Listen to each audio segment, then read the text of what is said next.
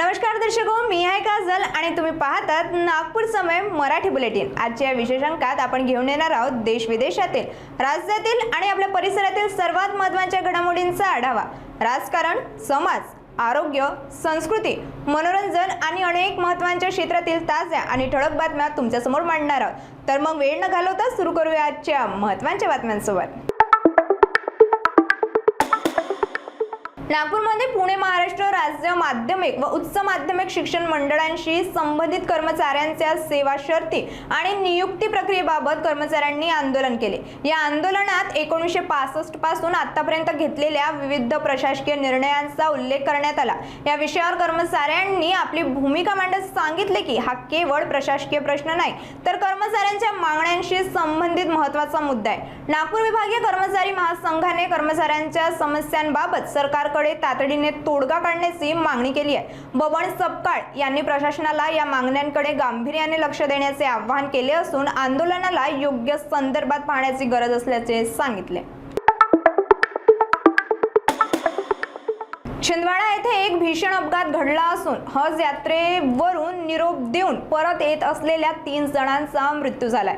मिळालेल्या माहितीनुसार त्यांची कार अनियंत्रित होऊन झाडावर आदळली, ज्यामुळे तिघांचाही जागीच मृत्यू झाला। अपघातानंतर परिसरात शोककळा पसरली आहे आणि पोलिसांनी गुन्हा दाखल करून तपास सुरू केलाय। नागपूरच्या हुडकेश्वर पोलीस ठाणे परिसरात रात्री उशिरा एका भरधाव आयसर ट्रकने धुमाकूळ घातला। क्वीन लॉन्सजवळ या ट्रकने अनेक चारचाकी वाहनांना जोरदार धडक दिल्याने वाहनांचे मोठे नुकसान झाले। सुदैवाने या अपघातात कोणतीही जीवितहानी झालेली नाही, मात्र मोठ्या प्रमाणात आर्थिक नुकसान झाले आहे। स्थानिकांच्या माहितीनुसार हा ट्रक सौरभ रोडलाईन हिंगणा यांचा असल्याचे सांगितले जात आहे। अपघातानंतर परिसरात गोंधळाचे वातावरण निर्माण झाले आहे आणि नागरिकांमध्ये संताप दिसून आला। विशेष म्हणजे जर हा बेफाम ट्रक वेळेत रोखला गेला नसता तर बोरकर हॉस्पिटल हुडकेश्वर पिंपळा रोड परिसरातून जाणारी एक लग्नाची वरातही त्यांचा तडाख्यात सापडू शकली असती आणि मोठा अनर्थ घडला असता। सध्या हुडकेश्वर पोलीस या प्रकरणाचा तपास करत असून ट्रक चालकाचा शोध सुरू आहे। या घटनेमुळे शहरात पुन्हा एकदा वेगाने आणि निष्काळजीपणे वाहन चालवण्याच्या धोक्यांकडे लक्ष वेधले गेले आहे। नागपूरमध्ये माध्यमांशी बोलताना महसूल मंत्री चंद्रशेखर बावनकुळे यांनी राहुल गांधींवर जोरदार हल्ला चढवला।